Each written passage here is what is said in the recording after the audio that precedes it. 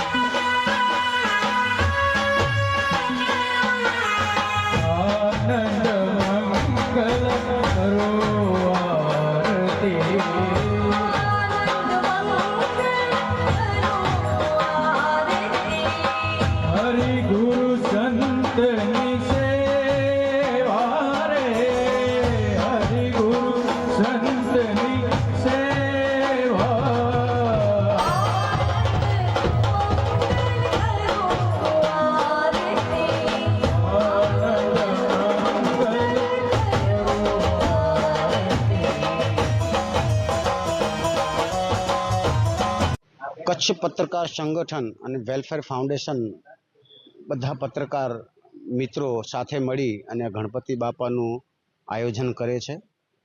એમનામાં આ વખતે ત્રીજો વર્ષ છે। તૃતીય વર્ષની અંદર 7 તારીખથી 11 તારીખ એટલે 5 દિવસનું આયોજન હોય છે।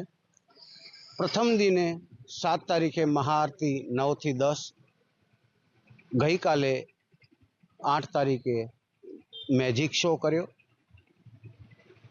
7 થી 11 તારીખ સુધી એટલે કે 10 તારીખ સુધી 9 થી 10 દરરોજ મહાઆરતીનું આયોજન હોય છે।